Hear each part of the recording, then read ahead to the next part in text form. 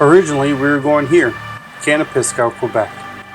Back in 2021, I stumbled across this remote road in Canada, the Taiga, and then realized it was in Quebec. From that point forward, I wanted to add that to the places to adventure to. It is, after all, the most remote road in all of North America.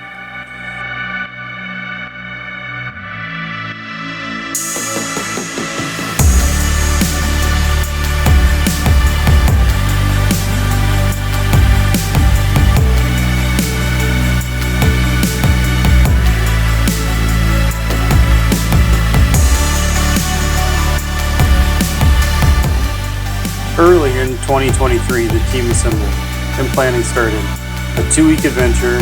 As the days ticked down and preparations were being completed, we were carefully monitoring the start of what turned out to be the most devastating year for wildfires in Canada. The whole region where the Taiga Road is shut down to visitors as entire communities were evacuated. With less than 2 weeks from our departure date, it became very clear we weren't going to be taking the adventure we'd spent nearly a year planning. With a very tight timeline, we looked west and half the team pivoted to Wyoming.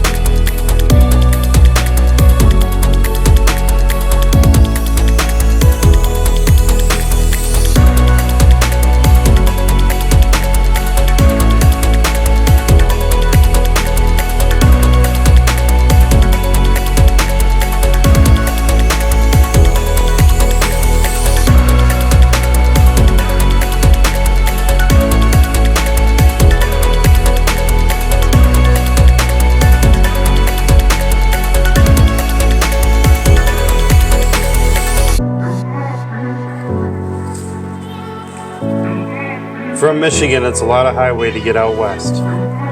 We pulled off for the night, our last warm bed and hot shower planned for nearly 2 weeks. The next morning, we had a good breakfast, prepared for what would become a 16-hour highway day.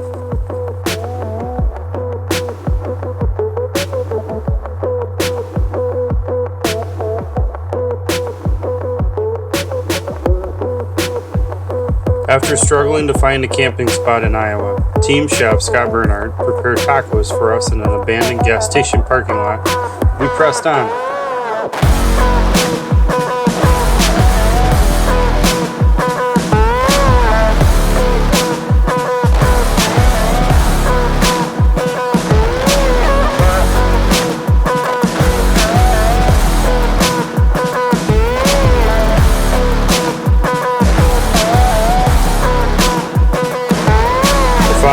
In rural Colorado, we awoke to a beautiful sunrise. It was a quick pack up of camp and back on the road.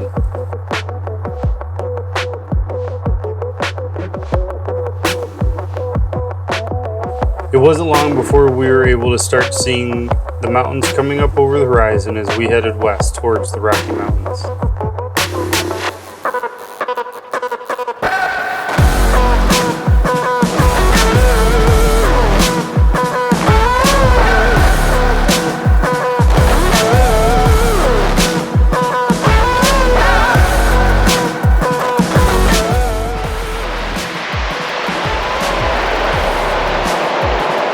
Working our way up the Rockies here on US 34, headed up to Estes Park. Camped out last night for our first night, had a great night. We're kind of off the highway now and doing some cross-country stuff as we cross the Rockies. We'll be on the Wyoming backcountry discovery route later on today. Looking really excited to getting on that. But right now we got a beautiful drive through the Rockies here as we cut across.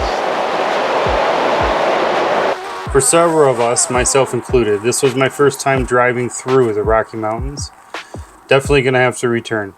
But for now, we needed to continue heading north and east to get to our campsite for the first night near the start of the Wyoming BDR.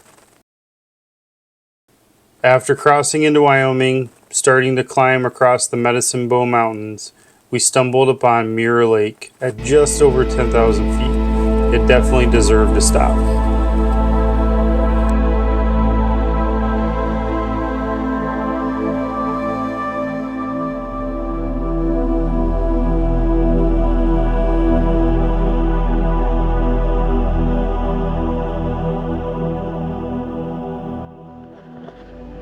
Alright, it's the end of day 3 here.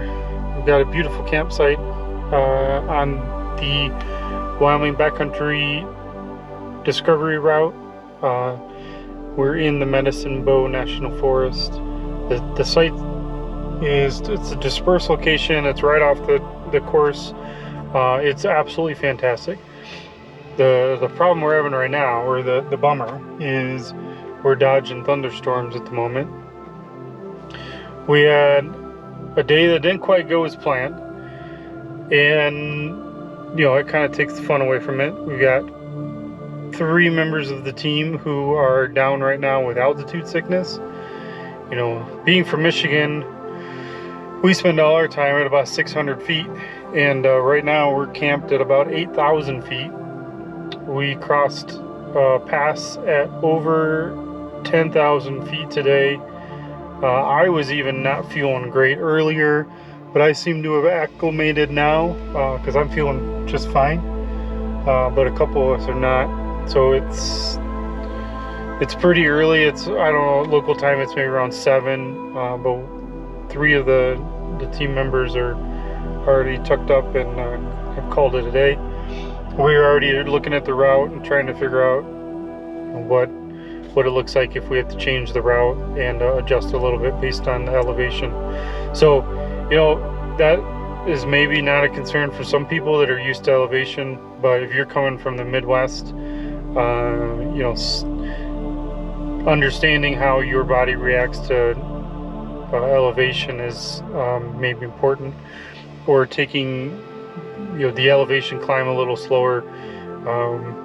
We camped last night in Colorado at about 3,000 feet, and then came into Colorado and went right up into the Rockies. That kind of set 2 of the guys off. And then even though we came down and spent some time in like the 5,000, we had another pass at like 9,000, which that started to cause me a little bit of problems. But then after that pass, I seemed to be okay.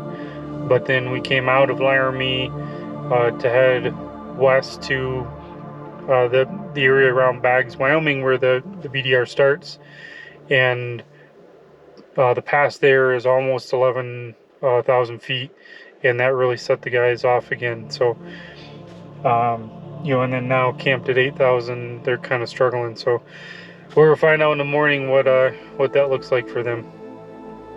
But we've had a beautiful day. If we could just get this rain to blow over, then it would be good. So we've only spent about a mile on the actual Wyoming backcountry discovery route, but if all goes to plan tomorrow, we're hitting the first section. We maybe, just because we came in from the east, we're kind of taking the first maybe 15 or 20 miles off it, but we're gonna hopefully get through that at least that first section tomorrow.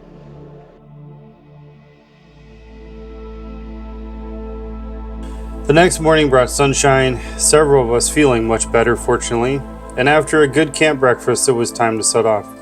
This morning was the real start of the adventure.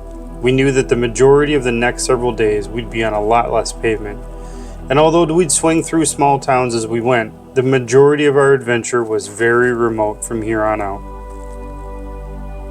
The Wyoming Backcountry Discovery Route is a route originally developed for dual sport and adventure bikes by the WYBDR group. Their routes follow public roads, so they easily adapt to great routes for overlanding. According to the BDR website, the Wyoming BDR is the most remote BDR to date. It crosses the mountain ranges of the Sierra Madre and Medicine Bow, and then heads west to the Wind River Range as it works north and west from the Colorado border to the Montana border. The Wyoming BDR route did not disappoint, and after our Canada trip was canceled, this challenge of it being very remote was very attractive for the team. The BDR routes are broken down into sections. Most sections are 100 to 150 miles. They don't necessarily break down into days. The routes have a tendency to start and stop in communities. What we did on our trip in most cases was to find dispersed camping locations in the last half to quarter of the section. We then found ourselves on many days passing through a community around midday. There we could pick up supplies, top off fuel, and in several situations find a really nice lunch stop.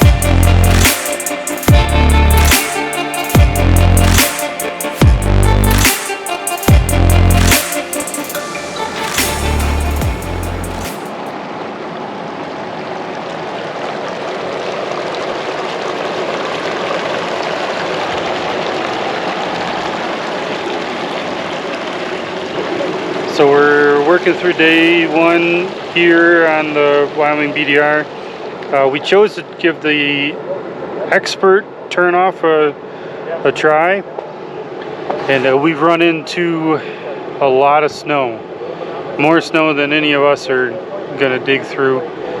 So we're at almost 10,000 feet. It is first week of July. There is still a ton of snow up here from over the winter. So we unfortunately are going to be going back, and we're going to run the other section of the BDR. So as it turns out, that wasn't going to be our last issue with snow for the trip either.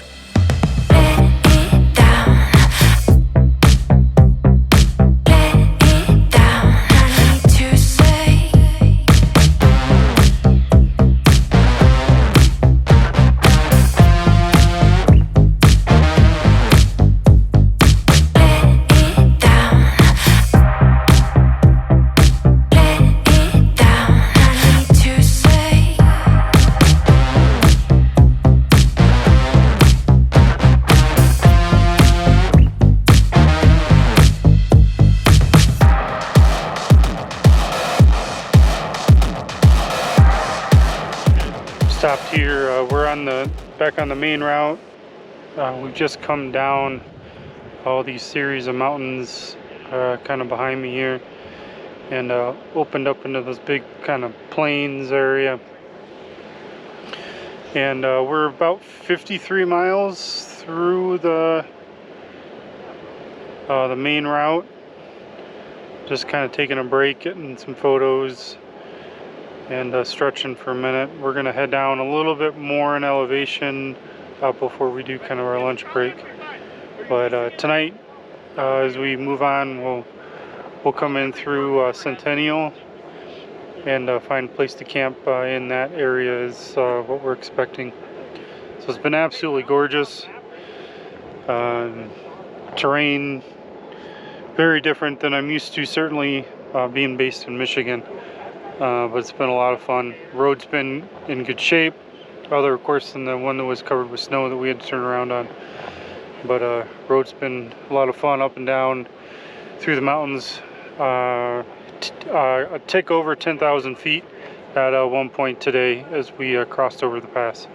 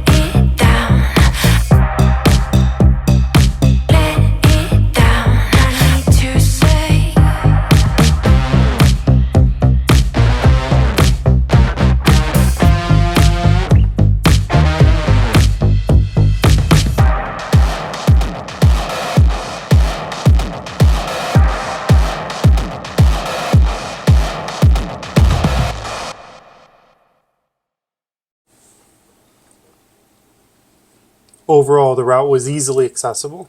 Gravel, 2 tracks, and water crossings, enough variety to make it enjoyable, but you were able to enjoy the scenery and also cover some good distance. Being a Midwest boy, the vistas and mountain views were pretty amazing.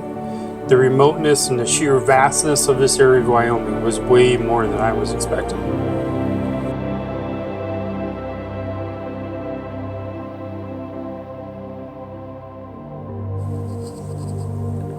Our elevation woes were not over. The entire rest of the day it seemed we were pretty high, and we ended up, after what was maybe my favorite little section of trail, finding a really cool camp location at 10,000 feet. It did turn out to be among the favorite camp spots. Hunter, however, was still hurting pretty bad. Thanks for watching episode 1. Make sure you tune in to the next episode as we continue our trek across the Wyoming wilderness on the Wyoming Backcountry Discovery Route.